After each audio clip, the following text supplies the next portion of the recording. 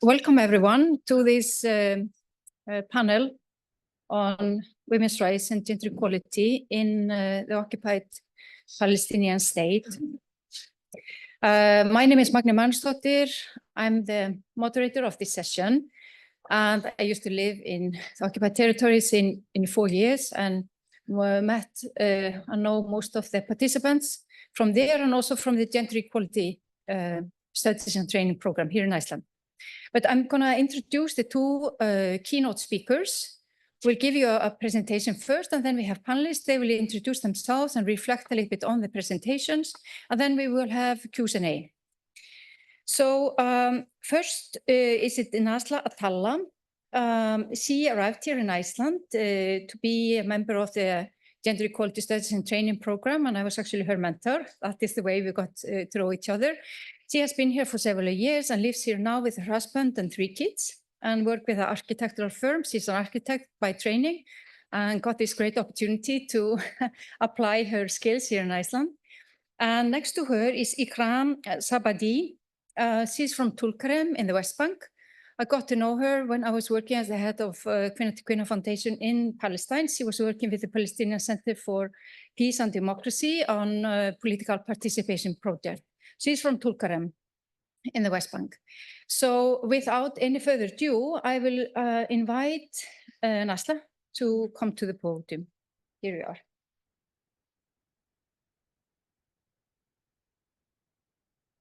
Tack för Magnea. Thank you and shukran. Actually, when Magnea asked me to do this presentation, I was a little bit stressed and afraid because, like, shall I talk about the status, women's rights, and gender equality? And this is a quite big topic, and actually it's interlinked.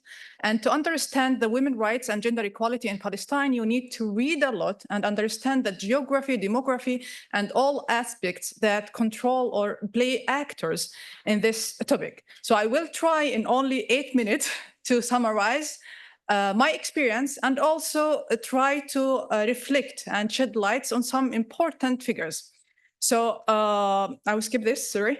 So to understand Palestine so carefully, to understand Palestine, we need to understand that Palestine was under British mandate before 1948. And then the war started with Israel. Israel took part, and then Palestine, and this is so important, Palestine was divided to two, to be governorate by 2 other countries, Jordan and Egypt. And I'm mentioning that because in Palestine, we don't have a national law yet.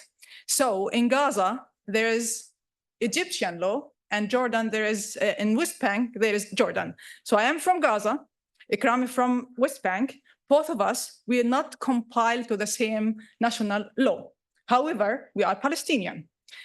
So far, it's get more complicated because of the blockade imposed in Gaza. So since 16 years, there is no unified, there is no legislative council meeting to discuss any further law or any amendment in the national law of Palestine. And also, it's so important to understand the demographic between West Bank, East Jerusalem, and Gaza is completely different. However, there is 5.2 million Palestinians live in Palestine territories or in Palestine state.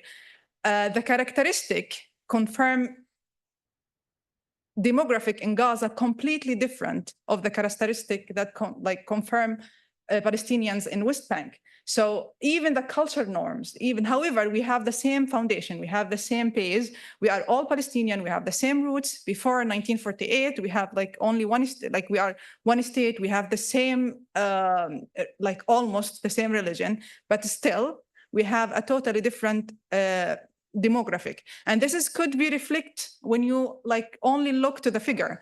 For example, the fertility rate in Gaza, it's not as it is in West Bank. And this is due West Bank a little bit open to the outsider community more than Gaza, who are being under the blockade since more than 16 years.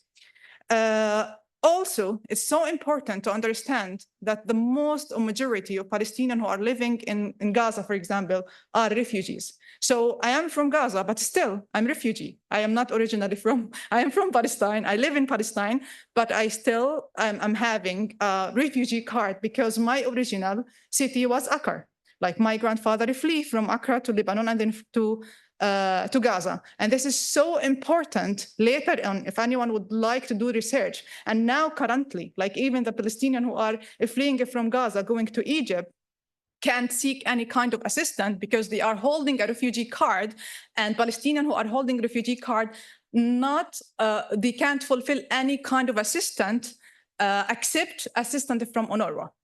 So I'm really sorry I don't have enough time to cover this topic, but anyone would like to read more about it, he needs to know that, yes, we are refugees, but we can't, for example, apply for resettlement as Syrian because we need to keep our cause on. It's also important to understand what kind of law are controlling in Palestine. So most of our Muslims, and in Gaza, 99% of the population are Muslims and only 1% Christian. In West Bank, it's quite different. It's like 93% of Palestinians are Muslims, Arab ethnicity, and the rest are Christian, and most of them are in one city or like two cities, Bethlehem and in Nasra. According to the age, and this is so important when you are studying the conflict in Gaza, for example, like the war or the conflict in Gaza, to understand that the majority of the population are under 19.6. So if there is a woman who lost her husband, she would have the responsibility of more than 5 to 6 children. And this is because of like 50%, like 49% of Palestinians are under the age of 18. And in our culture, to understand the culture norms, we are responsible. Like kids still living with their parents until they finish education, working, and when they get married, they get out from the house. And most of some of them stay at the same multi-floor building. So you stay with your parents. And if we have a divorced woman, if we have a widow woman, you can imagine the burden on her shoulder. This topic will be covered from my colleague Ikram, but I would like to shed the light that there's a lot have been done in Palestine. There is a lot of actors who are working to mitigate and combat gender inequality. But still, there's a lot of actors. There's like two main actors, occupation and also patriarchal system that play roles to, and the challenge, like bigger challenge for Palestinians, women and activists to go farther and develop the gender equality in Palestine. I will leave this part to my colleague Ikram, but also I wanna say that I was an activist. I have been working in gender sectors for more than 10 years with UNRWA, and I was the head of gender unit. And we were considering that patriarchal and occupation, yes, it's an actors to challenge to combat gender inequality, but also we have another sector, we have another aspects: poverty, economic instability, political violence, and also insecurity. And this is all challenges for anyone who's working in the Palestinian in Palestine to combat gender inequality. I beg to cover two important things regarding women's status and gender equality in Palestine. First of it, legal frame where we are. Do we have laws? Do we have any convention that the Palestinian Authority signed to protect women in conflict, for example, or to protect women from domestic violence? Or we are so behind what is going on the world? So according to the legal frame, as I mentioned, we don't have international laws, and our laws is mixed of, as I mentioned in the before, Palestine was under the British mandate, so we have laws from Ottoman Empire even. We have laws that West Bank under the using the Jordan law. Gaza, they are using Egyptian law, and they are totally different. For example, how different? In marriage age. In Gaza, the marriage age for girls, 18 years. the youngest. In West Bank, 15. For boys, 19 in Gaza. In West Bank, 16. So this is, however, we are Palestinian all. We have the same base and the same foundation, but different law. And we have the personal status law that is observed from Sharia law. And in Sharia law, even the judge, if he sees that the girl can get married, he can get her married. And we have something called that I need a guardian. Like I get married, but I did not marry myself by myself. My father signed the contract. When I come to Iceland, they have like an interview with me. Are you married? It's like, yes, I'm married, but you have not signed the contract. Like you have not signed the marriage deed. Were you give consent for the marriage? It's like, yes. What is the difference about like why you are asking? Because you have a guardian, like your father signed. And this is based on the Sharia law. So when we are working in Palestine, we need to understand all this like complex background. There's a study that were done by United Nations and show the legal frame of in Palestine. So they were saying, yes, we have law that can protect women, but still there a lot of things need to be done. We need to do more advocate to change some policies so we can have more equality towards women in Palestine. And another thing, there is criminal laws, which is somehow like observed. I would just give one example, rape here. And it's totally different stories if you are in West Bank or if you are in Gaza. So if a rapist married the survivor, then there's no penalty. This is what is going on. And also the penalty, it could be mitigated if it's an honor crime. In Gaza, there's no reporting about that, but in West Bank, some accidents has happened. But this does not mean that like in Gaza, we have a better situation. No, maybe we could have like worse situation because in West Bank, they can report for that. But in Gaza, we don't have a mechanism for reporting system. So to know all this kind of story, you could access to all this information if you would just research for any UN Women United Nations Development Program, so you could access to legal frame in Gaza, what is work, what is not work, and what is need to be what's need to be done.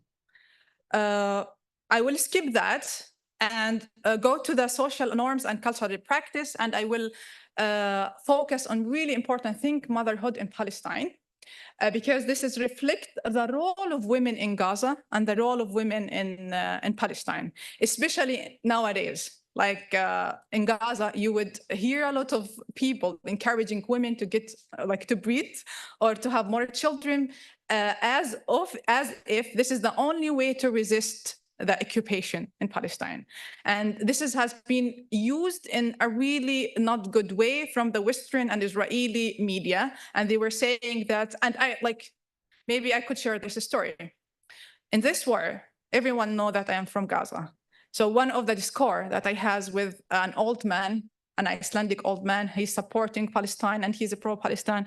And he was saying, I found it so observed that Palestinian women have children to give them to the country. And this have been seen in most of the Western community.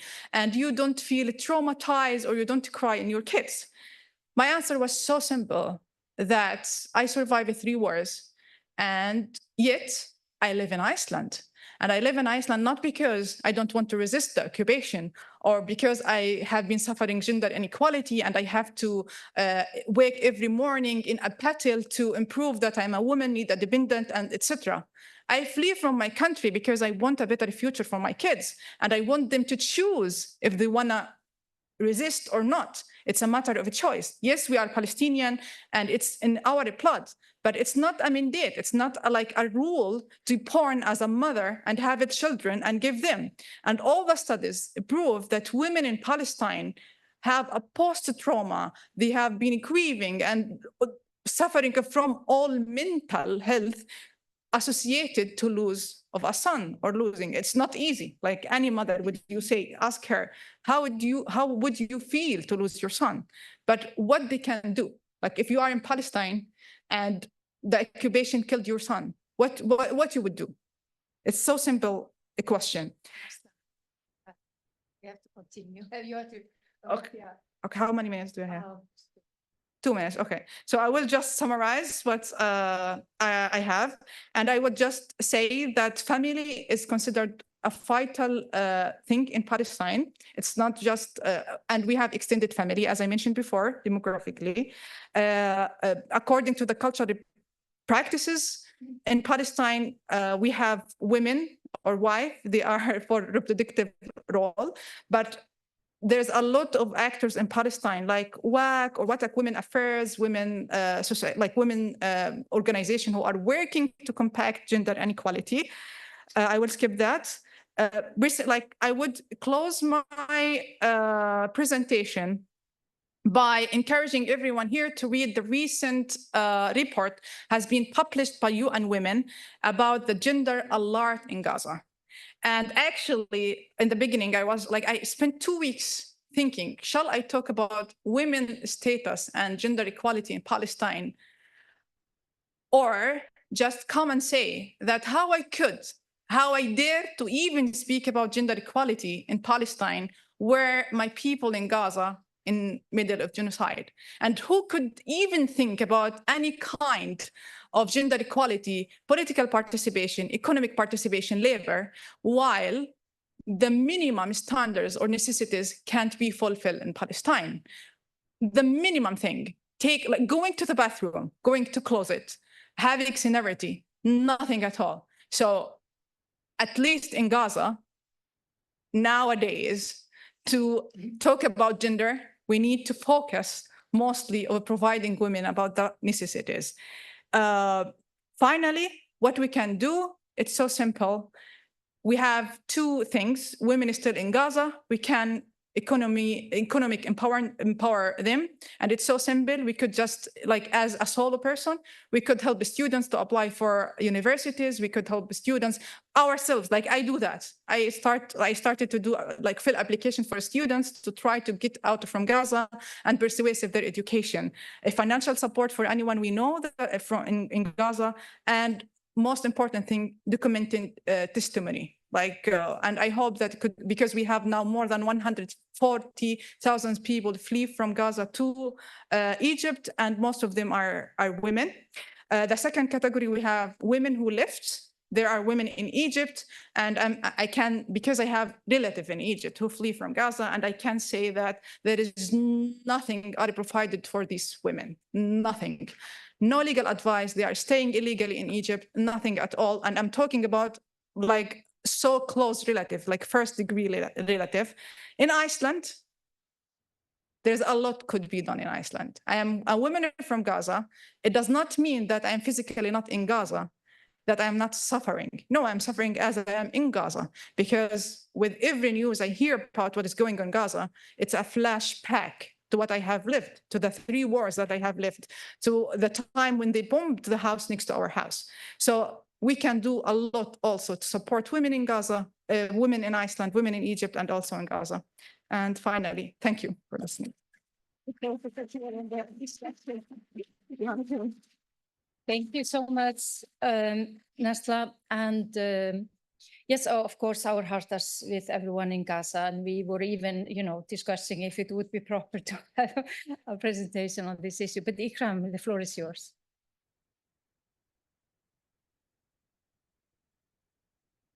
I have to look for my presentation. This one? Yes, exactly. As my colleague said, how much is difficult to talk about gender equality while women in Palestine or people in Palestine killed in Gaza and West Bank. But I will consider this is an opportunity to be honest with ourselves, talking about our reality, and don't hide anything according to the situation of women in Palestine. So I will talk about, can I check something, but I don't know why this doesn't move. Okay, here, I don't know why. Yeah. Next one. No, I want to just to see the same one here. You see? I see. Okay. What's wrong? Right. I don't know what to do that. Okay. Technical assistant. Okay, I can continue because I only have 8 minutes. Yes, I will talk about the reality of women in Palestine. To be honest, Palestinian women suffer from two kinds of burdens. The occupation, and we should say that the Israeli occupation, it contains a lot of things. It's checkpoints, arrests, attacking houses, settlers attacking people, cars, killing, and insecurity. I know it's look like a small words, but this is a lot that we face in reality. And we should keep saying that the most important challenge in our life is the Israeli occupation. And the second one is the patriarchal society, the male mentality, the absence of fair laws, the lack of freedom, increasing all kinds of violence against women. Even though that we suffer from the occupation, but we should say the truth that we still have work harder than now to organize our society and find our own space as women. I can summarize the challenges facing women in Palestine as follow: the occupation, patriarchal system, the Palestinian political division. And we should not forget that there is still a division between Fatah and Hamas, and Palestine is two places, Gaza and West Bank. And we should be honest and talk about this. Capitalism and the economical system in Palestine, and the lack of equality and democracy. So the aspirations of the Palestinian women are the right of life, the right to not be exposed to violence, the right to choice, the right to vote and candidacy, and the right to full equality. It's look like a basic, normal things for a lot of women or a lot of people, but we still fight to have even the basics, even the basic rights. We still fight to have it in Palestine. So what Palestinian women want, how and what we want to achieve all what we want or all our desires, contributing to the process of liberation and independence. We want to have our own role in politics as women, contributing to end the division, because we're responsible about solve all kinds of issues internally, contributing capitalism control. And there is a lot of women try to find their own way and become financially independent, but rich people eat them easily because of this capitalism system. A lot of women try to create their own projects, but they still face a lot of challenges, and we have to find a solution for financial dependence because it's very important for women and women equality. Disposed of the masculine mentality, and I think we can do this, but we should be more organized. And it's important to mention that there is a lot of organization work on this, but still, in my point of view, we still to organize this more and more.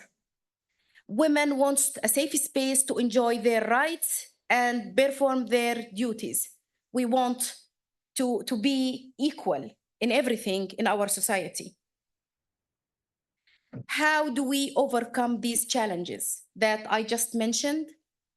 In my opinion, that we can overcome all of these challenges by get rid of the occupation through popular resistance. And I want to focus on popular resistance because as a mother or as a sister and as a daughter, I don't want to lose any of my family members anymore. And I think the popular resistance is more effective to achieve our freedom as Palestinian. National unity and ending division, because, for example, because of this division and how Israel used this division to keep separate between West Bank and Gaza, prevent, for example, my mom to meet her family since more than 20 years now. And she just lost a brother 2 days ago, but even she can't say goodbye for him.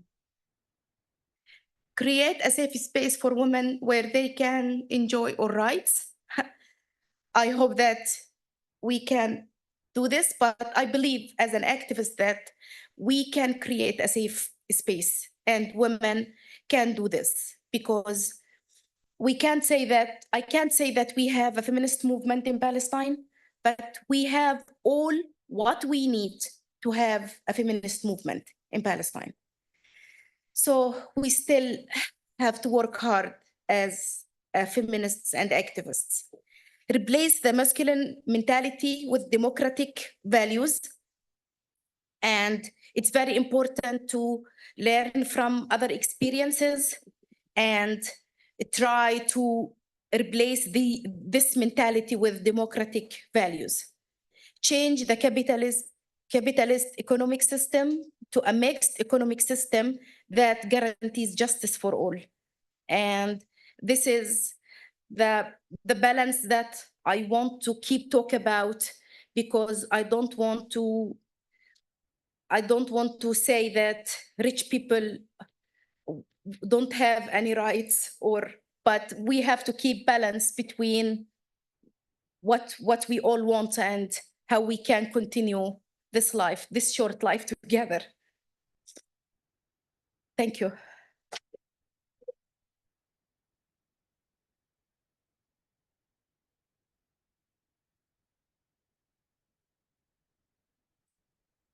Thank you, Ikram, so much and Najlaa for your presentations.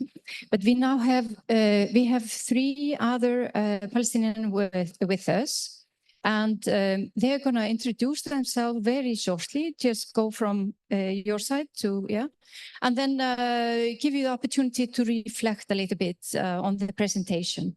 And we have like 20 minutes left of the whole event, so just so you're aware. And then we open for questions and answers. So please go ahead, Enas. Okay. Good afternoon. This is Enas Djani. I'm from Bethlehem, Palestine.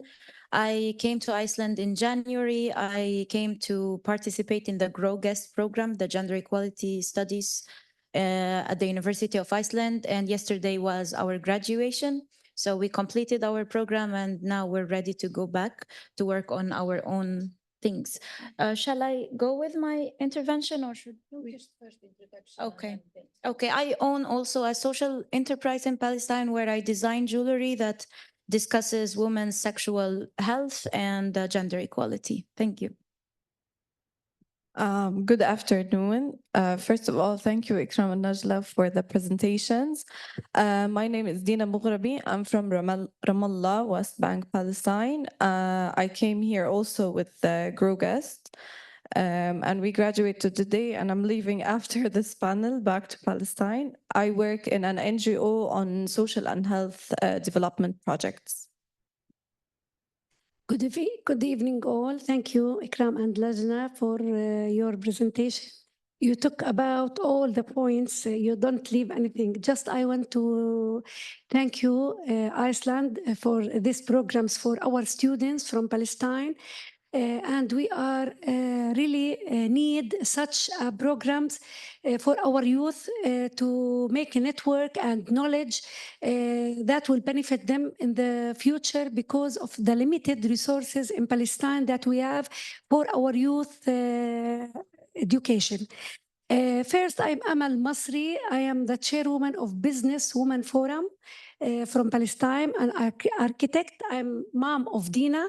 I'm coming to attend her graduation, and I'm proud of every student that in the program. I want to highlight something about what mentioned in Najlaa and Ikram. The bad signs also make us encouraged and sad. We have to see the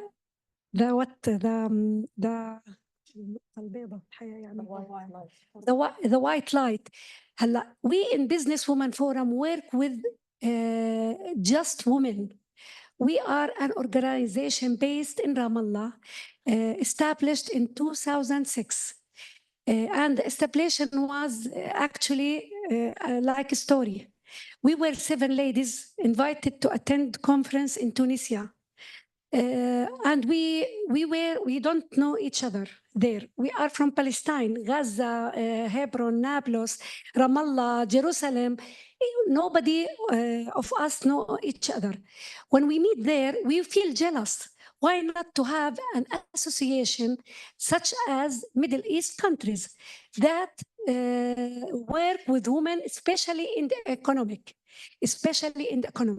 And we started working in this association in 2005. Till now, we are now 100 members, full business woman owner, and more than 2,000 women beneficiaries. They are entrepreneurs and about to have and finish designing their own businesses and to start legally in the market of Palestinian market.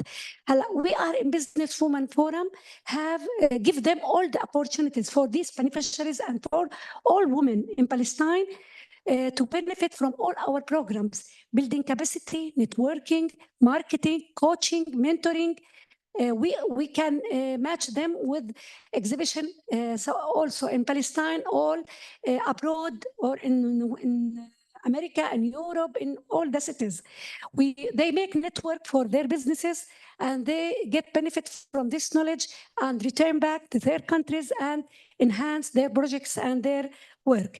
We are in Palestinians, have the most highly rated educated women in the world, beside the men. But because of the social issues, women in Palestine, when they finish their learning, they desire to work as a teacher or nurse. But because the businesses in Palestine, now different sectors, we are encouraged these ladies to work in everything that she dream or she has potential to work in it, such as a doctor, engineering, contractor, companies owner. And really, we have role models for these issues in all the cities of Palestine. We have women works beside their men without even mention that they are there. Now they own their businesses and legally they are in the legal frame. Before that, they was in the shade. Nobody know about them. So you have to work hard because the legals and do not forbid anyone to work. Just you have to take the chance and to go for this chance and to work on it. This is the issue. Not the laws that forbid women. No, it's you. You have to do it. If there is a will, there is a way, always. So thank you for helping women to find their ways in the world. And you have to believe in yourself. Every woman have to believe in herself and her capabilities to be an owner and to have her own dream. Thank you very much. Thank you for sharing with us this kind of initiative, which you took with other women. It's very important, of course, networking. But if you want to give your reflection. Yes, sure. So I would go back actually. Oh, first, thank you very much, Najlaa and Ikram. I would like to go back to maybe Ikram's points in her presentation when she talked about the patriarchal system and the Israeli occupation. or colonialism. I believe that both colonialism and patriarchy are hierarchical systems that establish power imbalances. And for us to, to be able to work on gender issues in Palestine, I believe that we should understand the intersection of colonialism and patriarchy that involves recognizing how these systems mutually reinforce each other to create compounded forms of oppression, that these two systems converge and reinforce each other. And we can see that the women in Palestine are actually facing multifaceted layers of oppression from these two systems. And like, if we want to talk about it, like in a better, in just to identify what I'm talking about is, if we mention colonialism, we know that colonialism imposes control of one group over another, often along racial and cultural lines, which we see in Palestine very clearly against Palestinians, while patriarchy enforces male dominance over women and other genders. And I believe that addressing the legacies of these intertwined systems requires an intersectional approach that considers both gender issues and the reality of the Israeli colonialism and their ongoing impacts on women and other marginalized genders. And therefore, we cannot actually work on one system apart from the other. And I would like to mention here that only in my opinion, I don't know about the status in Palestine, but this is in my opinion, the majority of the work of the civil society in Palestine, the NGOs, and even the feminism movement in Palestine, if any, they are all dependent on external funding. And for the external funding, we always see that the funding comes with conditions. And these conditions always imposes that we don't talk about the political situation in Palestine, and all the work should be, happening on the patriarchal system, or working on gender issues related to the internal, as Ikram put it. And this doesn't actually work because we have layers and we have two systems that enforce each other, and we cannot just work on one aspect at a time, and that's it.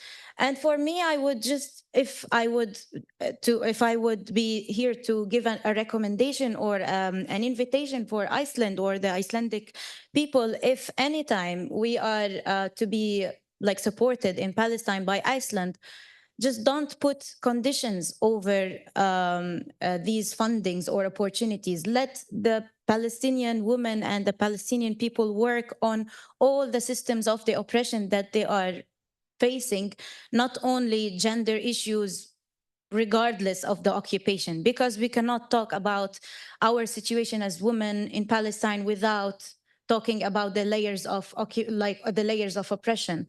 I don't want to go longer on this, but thank you. Yeah, I just wanted to say it was a very interesting point how depoliticized all the work on women's rights organization is, and often fulfilling service gaps. And then human rights organizations which are maybe run by men, they get much more liberty on how they spend the fund. There's also this gender difference and discrimination going on, so it's a very good point. Dina, the floor is yours. Thank you. I just want to emphasize on one point when Najlaa said that usually when people work on gender issues, it's always put aside. For example, if there's conflict, then gender issues are put aside. If there's a war or a genocide or anything, anything related to gender issues, GBV or sexual and reproductive health or gender-based violence is always put aside. So I think if we can really improve something is to have, because we are sadly living in a conflicted country that has always continuous conflicts. So I think if we can do something is to find a way or to work on a template or something that we can do, we can keep working on gender even in war or in conflict or in anything all the time, not when there is just like Enas said, like a project that focuses on that thing, or when there's no war or conflict, because it's continuous. Also, I want to shed light on the youth in Palestine, because the population is 69% youth and people who are less than 30 years old, and they are the future of the country. And I think my recommendation would be to always build capacities of the youth in my country. And also youth are eager to learn, and they are well educated, and I think a lot of opportunities should go also to youth, because they are the new generation and they are the voice of the people. I want to just point something that through my organization we discovered that, for example, related to gender issues, that youth they want to learn, but they don't have the right sources to get their information from, or to learn how to develop, to learn how to develop. And I think if there's, so for example, this opportunity that me and Enas got here in Grogast, I think that if a lot of people have it, and also like there's a certain agenda and criteria, so I would always like to have more programs that focus on getting youth out, let them explore, let them see the new opportunities and come back and build in our community. Thank you. Thank you so much, Dina. And now we actually have 6 minutes left. If someone from the audience wants to ask a question to the panelists, or some comments. Yes, Elva? I will just repeat for the camera.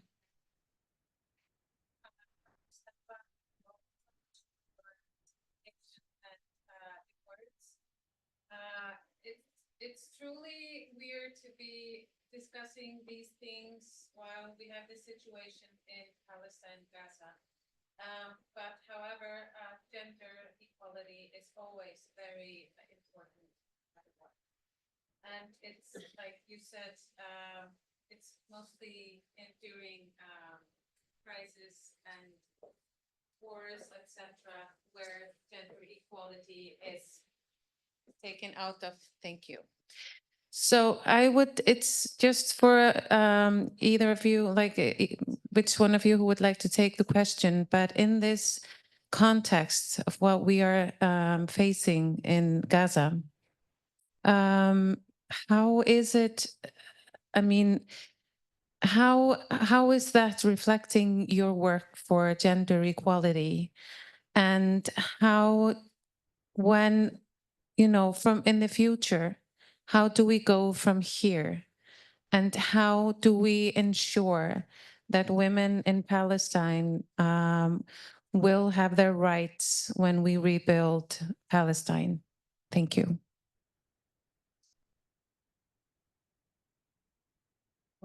Thank you for your question. However, it's really hard a question, and also so easy question, because first, ceasefire, this is the most important thing to be advocate for. Secondly, to rebuild Palestine, we need to end occupation. So it's so simple equation. If we end occupation, we have the opportunity to reunite as a Palestinian and have the background and start to work in our law, national law, and every other aspects. I do think I have been working in this sector for more than 10 years, and I have been managing huge, tremendous, actually, projects. And I add my voice to Ina's voice that always, and I worked for United Nations, so always we have conditions when we are implementing any project related to gender equality. And when we talk about gender equality, we are talking about all sectors, all layers and intersection, except occupation. And occupation plays a really major role. I can't talk about myself as a Najlaa. Like, I have been deprived of political participation. I have been deprived of voting. I have been deprived of practice any kind of rights or democratic. Beside However, I am from independent family. I am from educated independent family. I'm married to an independent man. Still, I can't convince that I have to struggle. I'm in Iceland and I still am struggling because what has been built for the last decades can't you erase in 1 minute or 2 minutes, and can't be erased in 2 or 3 or 4 or 5 awareness sessions. It needs decades. And I'm talking about educated, culturalized family, talking about a husband who has been working in the same field, that sometimes our discourse that how I could believe that my role, because now he's doing a reproductive role. Now he's taking care of the kids while I'm here in the panel doing the discussion. And this is so advanced in Palestine, especially in Gaza. Maybe in Ramallah, we have more like advocacy toward that, but in Gaza still we have like quite not quite behind. To ensure that, we need a really united, like to be united, and also to have law that could have like certain regulations. And it's not easy because we are a Muslim community and we have like Sharia law, and also we have a secular. But I can also say that we still have a secular movement in Palestine. And they are been fighting from conservative and religious extremist people who were saying that gender equality is not right, and they want to extract our roots, and they don't want they want us to be Western. They are Westernizing our community, and we worked in that just before I leave Gaza to Iceland. We have been working in that. We have been working with men because we have figured out, as men are controlling most of interpretation of even religious context, then the key point here to not only working with women and not only advocate to fill the gap in regulations and law, but also to rebuild men, and rebuilding men starting from us.